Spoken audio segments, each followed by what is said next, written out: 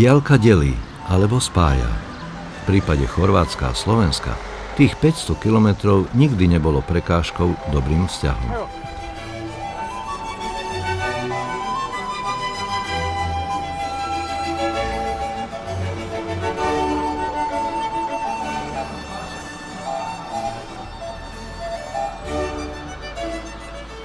Členovia Matice slovenskej zo Záhrebu začiatkom mája odcestovali do domoviny svojich predkov, aby ju spoznali.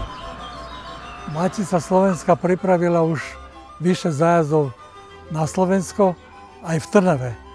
Sme boli tiež, dneska sme položili veniec na hrob arcibiskupa a diplomatu Antuna Vrančiča zo Šibeniku a našli sme tam starý veniec Matice Slovenskej Záhreb, ktorý sme tu tiež položili. V historickom meste Trnava stretli sme aj starého známeho záhrebskej Matice. Tibor Hačko sám seba nazýva purgerom. Rokmi žil a pracoval v Záhrebe a môže dobre rozoznať slovensko-chorvátske totožnosti a rozdiely. Ne znam da što bismo mi mogli ponuditi Hrvatima koji imaju manji interes da dođu u Slovačku i da vide ove sakralne zgrade, da vide umjetnost, da vide sve što su Slovaci i sa pomoćom konačno Hrvata koji su se preselili u Slovačku napravili. Slovensko leží severnejšie než Chorvátsko, takže aj mentalita ľudí, čo sa týka nášho ponímania, je trochu zdržanlivejšia. Aj keď je rozlohou menšie než naša krajina, Slovensko má dokonca o 1 milión obyvateľov viac, približne 5,5 miliónov. Na rozdiel od Záhrebu, tuná ľudia odchádzajú do Bratislavy len vtedy, keď sa tam zamestnajú. Takže hlavné mesto Slovenska nemá ani 500 000 obyvateľov. Rovnomerné osídlenie núka i rozmanitú paletu zaujímavostí. Výnimočne atraktívne kultúrno-historické dedičstvo uplatňuje sa ako dobrá turistická ponuka. Oravský hrad, respektíve zámok Orava, je jedným z takých príkladov. Prvýkrát sa spomína v 13. storočí a patrí medzi najdôležitejšie pamätihodné stavby na Slovensku. Vybudovaný je na brale 112 metrov ponad rieky Orava, odkiaľ je nádherný výhľad na okolité dedinky. Stavba trvala niekoľko storočí, keďže každý nový majiteľ pristavoval novú časť hradu. Najznámejším majiteľom bol znamenitý slovenský veľmož Juraj Turzo, ktorého pozostatky sa nachádzajú v krypte dvorskej kaplnky svätého Michaela. V roku 1800 zámok vyhorel a až v 1953 roku sa začalo s reštaurovaním. Vo väčšej časti zámku je umiestnené Oravské múzeum Pavla Orsága Hviezdoslava.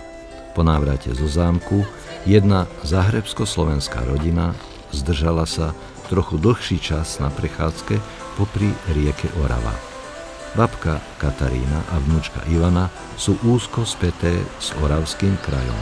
Oravský kraj ma vždy priťahuje, lebo som počula, že naši predci prichádzajú zapravo z tohto kraju a my sme žili v Srieme, vo Vojvodine, v Erdevíku, skade sa moji predci a oni všetci prišli z tohto oravského kraju, 250 rokov asi. Tu som prišla so svojou dcérou, s vňučkou, ktorá taktiež ju slovenský jazyk priťahuje aj žiada rozprávať. A je to pár rokov, ako aj ona počala rozprávať slovenský. Nič sme ju nesilili. To tak voľa, čo znútra príde človeku. Ja som navyky dochádzala tam, kde moja mamika boli a aj navyky sme všetci rozprávali slovenské. Nie, to tak prišlo. Jednostavno mi sa páčilo a i tak sam začala rozprávať a všetko viac mi sa páči a chcem sa povezať s tým koreňima, lebo voľako mám osjećaj, že je to moje. Jel? Po niekoľkých kilometroch ďalej zase sa prebudili spomienky. Tentoraz na Samoborček, vlak, ktorý spájal Záhreb a výletisko Samobor. Na stanici Tanečník vstúpilo do turistického vlaku 40 členov Matice, vnášajúc so sebou i veľa dobrej nálady.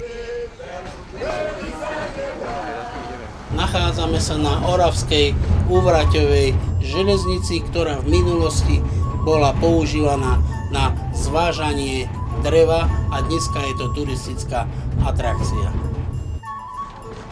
Oravskú lesnú železnicu vybudovali koncom prvej svetovej vojny vojnoví zajatci. Zlaté obdobie úzkorozchodnej lesnej železnice trvalo do začiatku 70. rokov minulého storočia. Potom sa železnica našla na slepej koľaji. Vďaka Fondu Európskej únie začala sa jej revitalizácia. Od 2008 roku je zase funkčná. Počet turistov rastie z roka na rok. Slováci majú radi legendy a záhady. Cestou cez les na metle nás sledovala bosorka. Pravda, že iba ako súčasť turistickej ponuky na trati, ktorou ide vlak. Dneska sme videli len ako jednu žienku, ako Ježibabu, ale hovorí sa, že v minulosti chlapi, ktorí robili ťažko v lese na železnici, tak keď mali zlú ženu, nepočúvala, tak ju vyvesili na strom. Hej, a druhá verzia je zase, že sa zase chválili chlapi, že kto má akú dobrú ženu doma, no tak sa dohodli, že ich pekne poobliekajú, povešajú po stromoch a potom pôjdu na vagóne s drevom a budú bodovať, ktorá je najkrajšia. Takže volili si Miss dreva. Kedy si ťažila drevo z lesa. Dnes však ťaží peniaze z váčkov návštevníkov. Ale v každom prípade nie drzo a neúmerne. Behom celej cesty nikde vstupenka do múzea či zámku nebola drahšia než 5 alebo 6 eur, teda okolo 40 kún. Jednoducho povedané, ceny sú primerané slovenským platom a životnej úrovni. Tá nie je vysoká, ale sú ceny za to priateľnejšie väčšine obyvateľov, než ako je to v Chorvátsku. O slovenskom hospodárstve kedysi a teraz svedčia aj niektorí členovia Matice slovenskej, ktorí idúc na výlety, sledujú vývoj tejto krajiny. Tijekom 10 godina vidjela sam veliki napredak Slovačke i u smislu napretka što se tiče standarda i napretka u kulturnom smislu jer su nam puno više ponudili. Pred 18 godina kad smo došli ovdje prvi puta gdje smo boravili u ovom Oravskom lijesku, moram priznati da je to bilo zapušteno i jednom riječju nije se tam dalo gotovo ni stanovati. Danas Slovačka je nakon tih 18 godina gotovo neprepoznatljiva. Bio sam zadnji puta prije 6 godina, vidio se napredak, ali od ovih 6 godina do danas to je nevjerojatno. Kad pogledamo samo automobile koje voze po restoranima, hrana je drugačija nego što je nekada bila, jer prije su imali jednoličnu hranu, došli ste u bilo koju restauraciju, svuda je bilo isto jelo. Danas je to nezamislivo u odnosu prije tih 18 godina kad sam prvi puta došao u Slovačku. Zámok Bojnice z 12. storočia je ešte jedným príkladom dobre riadeného kultúrno-historického objektu. Stojí na kopci ponad rovnomenného mesta, podobný našim záhorským zámkom. A tu každá iná podobnosť prestáva. Tu nás sú rady na vstupenky, každodenný zjav. Moje neka slobodna procjena da su za sada vješti o tome od nas. Dobro, i sam taj izbor dvoraca je bogatiji nego kod nas. Dakle, mogu se pohvaliti sa većim brojem sačuvanih dvoraca. Naravno da uzroci toga leže u cijelom nizu povijesnih zbivanja. Ali evo, u zadnjih 20 godina stvarno su tu svoju ponudu digli na vrlo visoku razinu i ostvaruju velike prihode zahvaljujući tome. Jasmín už rokmi spolupracuje so Záhrebskou Maticou. Do Slovenska sa zamiloval na prvý študentský pohľad. 2003. godine sam studirao u Slovačkoj Trnavi, bio sam na jednom dužem studijskom boravku. I od tog vremena dolazim dosta često u Slovačku, dakle inače živim i radim u Zagrebu, ali godišnje otprilike 10 puta dođem u Slovačku sa grupama turista. Vedúc turistov videl takmer všetky slovenské zámky. A prirodzene medzi nimi má svoje obľúbené. Mislim da se baš nalazimo pred tim mojim favoritom, to su Bojnice, a možda bi se zapravo teško odlučio, drugi bi vjerojatno bio Spiški hrad, dvorac sa najvećim zidinama u cijeloj Europi praktički. Pestrosť slovenskej turistickej ponuky dráždi fantáziu.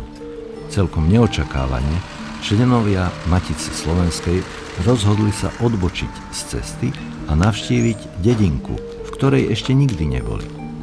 Čičmany.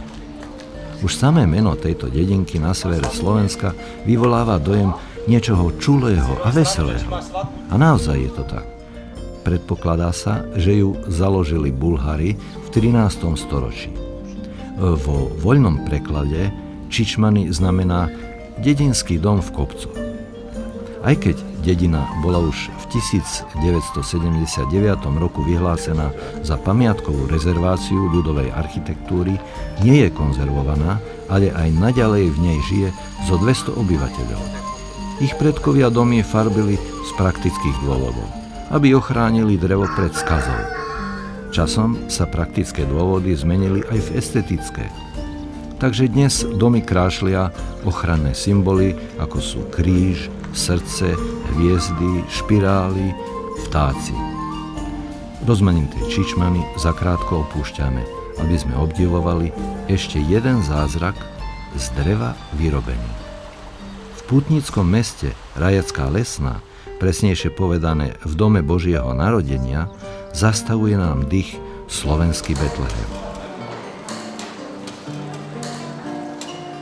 Miestny umelec Jozef Pekara vytváral ho 15 rokov.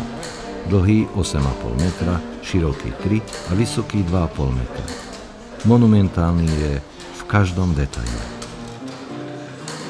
Cilj Jozefa Pekara je bio zapravo sa motivom Božjeg rođenja spojiti ostale dijelove Slovačke. Prije svega u središnjem dijelu se nalazi dakle Rajecka Lesna, a nakon toga se on praktički iz Rajecke Lesne i središnjeg dijela Slovačke širi na ostatak Republike Slovačke. Dakle, Bratislavski grad, zatim Novi most u Bratislavi, pa poznatu katedralu Svetištu Šastin Straže, onda slijedi konkatedralna crkva u Trnavi i tako dalje. Pa onda u središnjem dijelu može se vidjeti Oravski hrad, na kojem ste također vi bili. Zatim se može vidjeti onda u krajnjem desnom dijelu, to jest tom istočnom dijelu, može se vidjeti primjerice katedrala Svete Alžabeti ili Svete Elizabete u Košicama i tako dalje.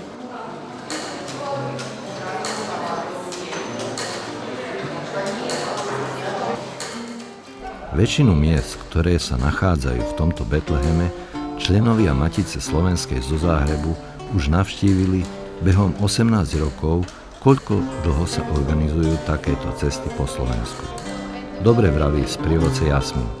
Tento Betlehem je vlastne zemepisná a dejinná učebnica všetkého, čo sa má o Slovensku vedieť.